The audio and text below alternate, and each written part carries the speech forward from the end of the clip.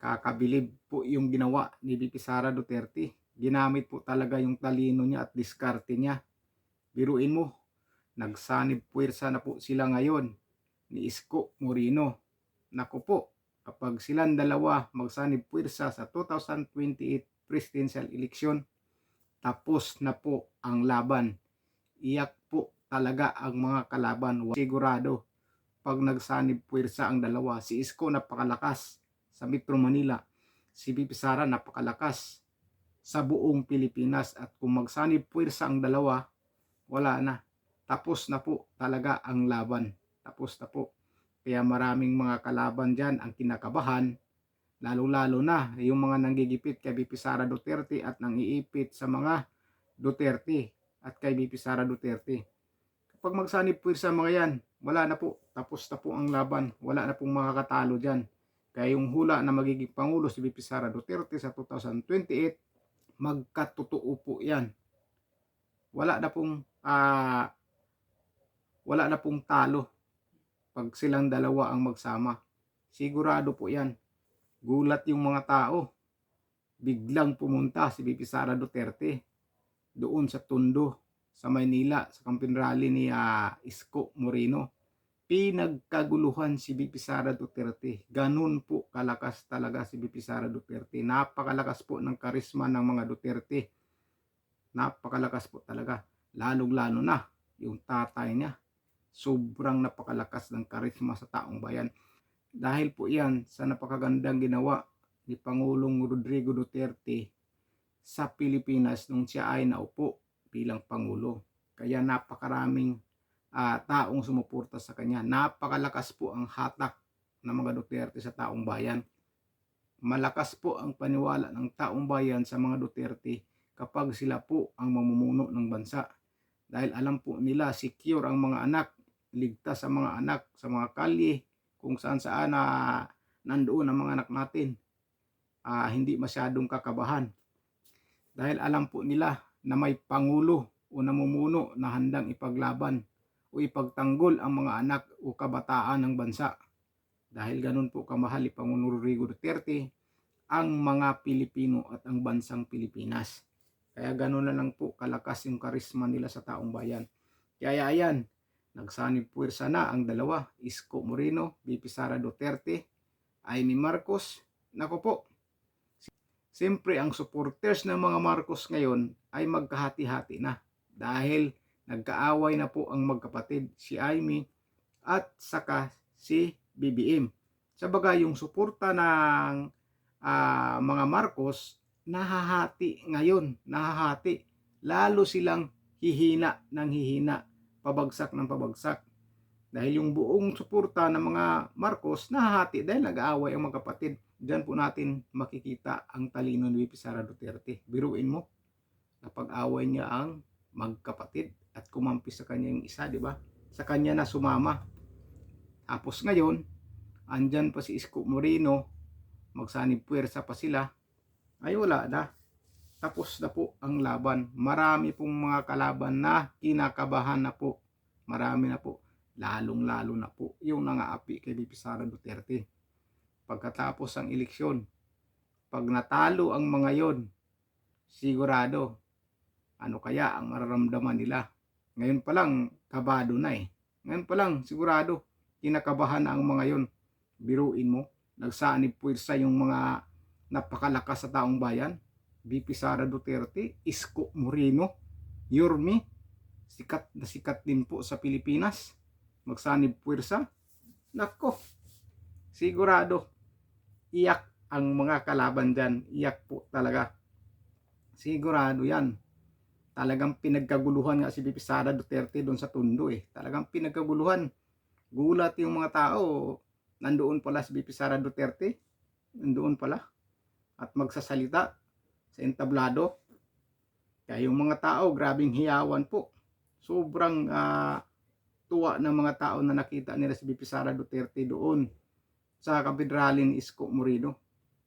Tuwang-tuwa po talaga sila. Diyan natin makikita na grabe ang suporta ng Metro Manila sa mga Duterte. Grabe po talagang suporta nila. Kaya kung nakikita yun ng mga kalaban, sigurado po sobrang kaba na po ang naramdaman nila. Yung mga katunggali ni Isko Moreno, saka yung mga congressman dyan na tumatakbo sa Metro Manila, nakalaban nila ni Isko Moreno, sigurado po, grabe na po ang kaba. Biruin mo, pumunta si VP Sara Duterte yun.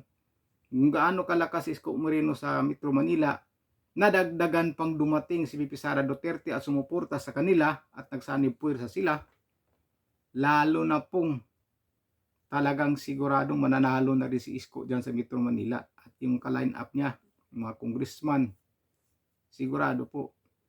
Alam ko po ang tumakbong congressman dyan, sino ba? Si Sam, saka sila ni Chua, sila ni Abante. Wala yan. Laglag po ang mga yan. Dahil ang suporta nila na kay Isko at lalo-lalo na ngayon, na sumuporta na rin po si VP Sara Duterte, kanila Isko o Yorme sa Metro Manila. Nagsanib puwersa. Biruin mo. Puta, dalawang malalakas sa bansa o kilalang tao sa bansang Pilipinas magsanib puwersa galing Mindanao at dito sa Metro Manila, ay wala na. Tapos na ang laban. Siguradong kakaba-kaba ang mga kalaban.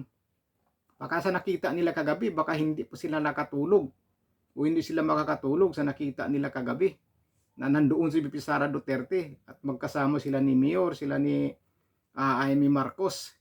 Baka nag-iisip sila, patay na. Tapos na tayo dito. Talo na tayo dito. Talo na. Sanib puwersa. Grabe. Kaya di natin makikita ng talino ni VP Sara Duterte. Tatahimik lang nung una pero ngayon lumabas na po si VP Sara Duterte at busy, umiikot na po sa buong Pilipinas. Umiikot na po. Ikinampanya na po niya ang Do13, ang PDP Laban. Ini-endorso na po niya. Tingnan nyo kagabi doon kay Isko. Diba? Sinabi niya black voting daw yung PDP Laban sa senatorial lineup. Tapos idinagdag na lang yan si sila Amy Marcos, si Camille Villar. Yan. Yan po ang gusto niyang idagdag para maging 12 sila. Di ba? Kaya malalaman po natin pagkatapos ng eleksyon kung sino po ang mga magwawagi. Sigurado naman po ang karamihan na magwawagi ay yung mga ka-line up ng mga Duterte. Sigurado po yan. Dahil tingnan po natin ngayon, tumaas po yung approval ratings at trust ratings ni VP Sara Duterte. At ang kay BBM naman, pasadsad pababa, lalong-lalo na po kay Martin Romualdez. Pasadsad na po, 14%. Pero may nakita ako, may nagbablog na magiging presidente daw si Martin Romualdez dahil gagamitin ang talino. Maniwala ba kayo doon?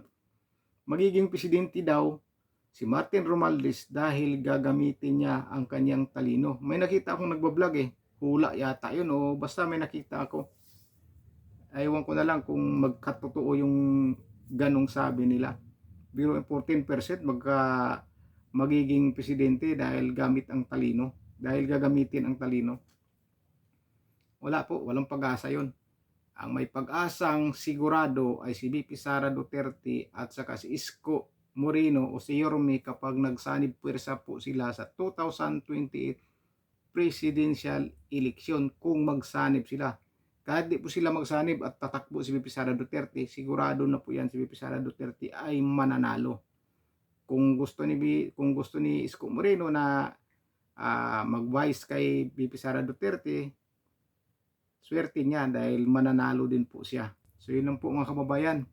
Kinakabahan na po ang mga nang-aapi kanila VP Sara Duterte at kay Pangulong Rodrigo Duterte at yung mga kalaban ng mga Duterte ay kinakabahan na po at yung mga kalaban nila ni Isko Moreno dahil nagsanib puwersa na po ang pinakamalakas at maimpluwensyang politiko sa bansa nating na si VP Sara Duterte at saka si Yorme. Wala na po, tapos na po ang laban. Walang tulog po ngayon ang mga kalaban.